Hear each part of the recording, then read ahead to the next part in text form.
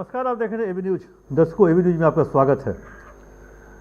ऋषुश्री tender घोटाला, बिहार के IAS अधिकारियों को गिफ्ट देकर टेंडर लेना, टेंडर मैनेज करना, बिना काम के पैसे उठाना, इस तरह के आरोप ऋषुश्री पे हैं।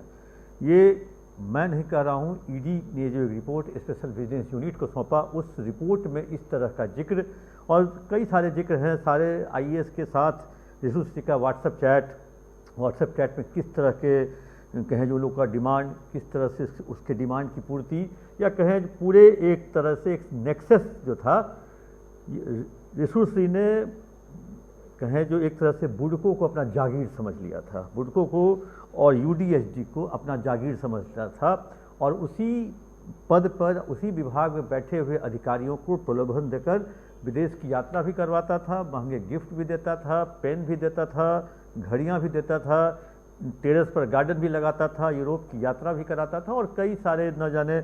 और वैसे भी कभी कभी आईएएस अधिकारियों के पैसे की कमी होती थी तो बैंक अकाउंट का डिटेल भी व्हाट्सएप पे जाता था, बैंक अकाउंट का डिटेल भी व्हाट्सएप चैट के साथ ईडी ने ये रिपोर्ट सौंपी, जो आज मेरे हाथ लगी है।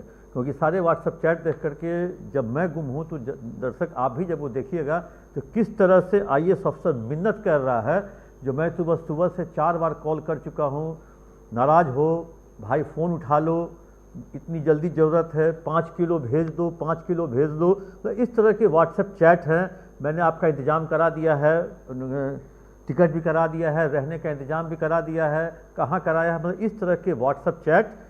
ये कहें जो 7 आईएएस अधिकारियों का जिक्र है इस रिपोर्ट में, और 7 आईएएस अधिकारी कहीं न कहीं BMSCIL कहें जो बुडको, यूडीएचडी, बुडको, छठे में भी यूडीएचडी और 7वें में भी यूडीएचडी। अब आप बताइए, जो इन सारे विभागों पर या इन खास विभाग पर ऋषुश्री की काफ़ी पैनी नज़र थी।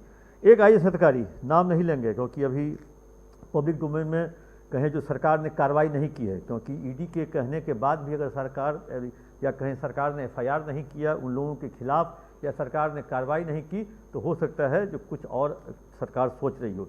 एक आईएएस अधिकारी, ये BMSCIL में MD थे, इनकी यूरोप यात्रा 16/7/24 से 26/7/25 तक, और इन्होंने विदेशी यात्रा और विदेशी मुद्रा की व्यवस्था करने का इन पर आरोप है, उल्लेख है, और पत्नी के साथ इनकी यात्रा हुई थी, यूरोप की यात्रा। दूसरी आईएएस अफसर, ये भी उच्च अधिकारियों के सब, ये भी विदेश यात्रा की जानकारी, और इनके पास इनके टेरेस पर गार्डन लगाने का भी। एक और तीसरे आईएएस अधिकारी, ये भी यूडीएचडी बुडको में रहे हैं, और इनके साथ ट्रांसफ़र पोस्टिंग का चैट है, इनके साथ बयान का उल्लेख भी है, जो इनके ऋषुश्री के कहने पे ये MD साहब जो थे, ये अपने हिसाब से ऋषुश्री के हिसाब से ट्रांसफ़र पोस्टिंग करते थे। चौथे, बुडको में MD रहने के दौरान इनके विदेशी घरेलू यात्राओं का स्पॉन्सर करने का उल्लेख व्हाट्सएप चैट में है, न कि ऋषुश्री ने कुछ कहा है। जबकि मोबाइल को जब फॉरेंसिक जांच के लिए भेजा गया, जब उसके सारे चैट डाउनलोड किए गए, तो इन सारे आईएएस अधिकारियों के साथ इनके चैटिंग या इनसे क्या फ़ायदा मिला उन आईएएस अधिकारियों को, सब कुछ है। 5वें आईएएस, बुडको से जुड़े वरिष्ठ अधिकारी, इनके ट्रैवल और वित्तीय प्रभाव संबंधी उल्लेख। छठा, इन पर ट्रांसफ़र पोस्टिंग और प्रभाव डालने का आरोप, क्योंकि छठा जो थे बहुत मजबूत थे, यूडीएचडी में थे, सबसे सुपर कॉप थे, और इनके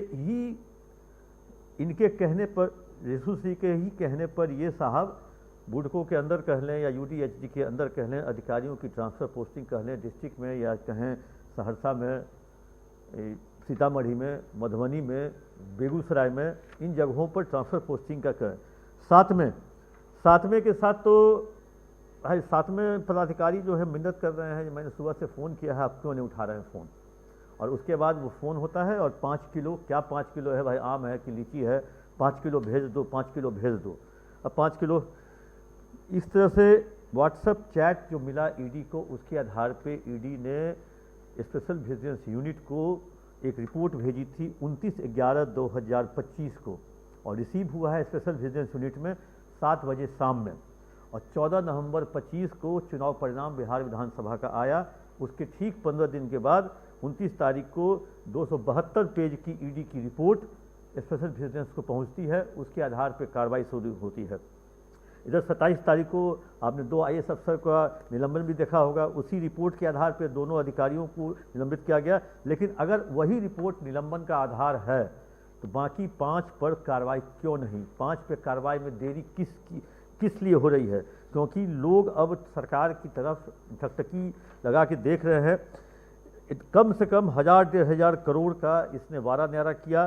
करीब 1180 करोड़ का टेंडर नेटवर्क का उल्लेख है इसमें। नमामि गंगे और बुडको जैसी परियोजनाओं में टेंडर्स में इसकी जुड़ी भूमिकाएं हैं।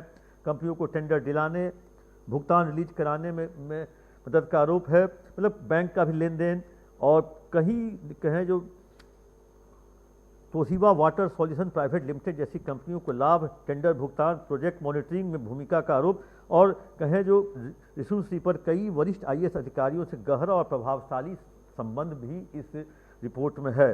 सरकारी टेंडर और प्रोजेक्ट्स में अप्रत्यक्ष प्रभाव डालने का आरोप, विदेश यात्रा और वित्तीय लेन देन से भी जुड़े गंभीर संदेह, और इसके बावजूद भी सरकार उन 7 में से उन 5 को बचा रही है। 5 पर कोई कार्रवाई नहीं।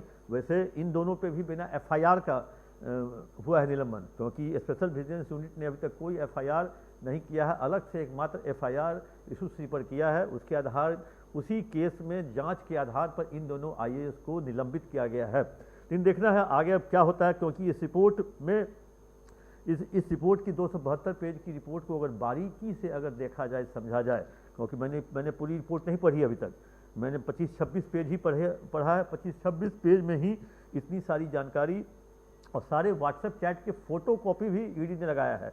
फोटो खींचकर क्या क्या व्हाट्सएप चैट है, स्क्रीनशॉट का फोटो लेकर के ईडी ने उस सारे कहें जो रिपोर्ट में उल्लेख किया है, और उसके आधार पर अगर सरकार पीछे हटती है तो ये सरकार की गलती है, और सरकार ये माना जाएगा कि सरकार संरक्षण दे रही है ऐसे घोटालेबाज को, ऐसे IAS अधिकारियों को।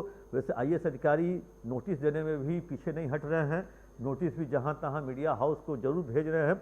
लेकिन अब कोई IAS अधिकारी कहते हैं जो मेरा नंबर किसी ने दूसरे नाम से सेव कर लिया था, दूसरे का नंबर फलना IAS के नाम से ऋषु सिंह ने अपने मोबाइल में सेव किया था। अब वैसा लोग क्यों करेगा? हम अगर किसी एक का नाम अगर बिहार के सबसे आला अधिकारी या सबसे आला अगर कहें जो मुखिया हैं, मुख्यमंत्री के नाम से अगर हम सेव कर लें तो इससे क्या फ़ायदा और क्या घाटा होगा? लेकिन फ़ायदा तो कुछ होने वाला नहीं। अगर ऋषु सिंह ने अपने मोबाइल में किसी IAS का नंबर फर्जी नाम से अगर सेव कर लिया था, ऐसे IAS का कहना है, जो मेरा वो व्हाट्सएप चैट नहीं है, मेरा वो नंबर नहीं है, मेरा उस नंबर से तो आज तक ऋषु सिंह से बात भी नहीं हुई है, तो वैसी स्थिति में अब ये पता लगाना स्पेशल विजिलेंस यूनिट का काम है, जो आखिर इस व्हाट्सएप चैट की सच्चाई क्या है। इस व्हाट्सएप चैट पर जो जितने भी कहें, उसके बाद व्हाट्सएप चैट में एक ये भी आता है, जो ऑफिशियल नंबर से व्हाट्सएप चैट बंद किया कीजिए।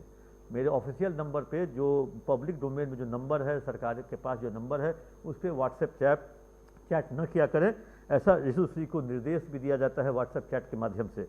अब देखना है सरकार कब कार्रवाई करती है। सरकार इसी मतलब पिछले ही थर्सडे या फ्राइडे को ये कार्रवाई हुई थी 2 IAS का निलंबन। अब देखना है जो आगे किस तरह की कार्रवाई सरकार के द्वारा होती है। वैसे सरकार अभी MLC के चुनाव में, और सरकार के मुखिया MLC के चुनाव में, और जो बांकीपुर की सीट खाली हुई है नितिन नवीन के राज्यसभा MP बनने के बाद, उसके चुनाव में लगी हुई है। उसके लिए कैंडिडेट का फाइनलाइजेशन हो रहा है, क्योंकि MLC चुनाव इसी 9 या 10 तक पूरा कर लेना है। तो उसी को लेकर के सरकार अभी उसमें आज भर व्यस्त है। जैसे मेरी जानकारी आई है, आज भर दिन भर मैराथन मीटिंग चली है, बैठकों का दौर चला है। लेकिन आज के बाद कल हो सकता है कुछ सरकार निर्णय ले, जैसे सरकार के सूत्रों ने मुझे जानकारी दी है। जो भी सरकार निर्णय लेगी दर्शकों आप तक हम जरूर पहुंचाएंगे। तब तक के लिए दीजिए इजाज़त। आप अपना कमेंट बॉक्स में जाकर जरूर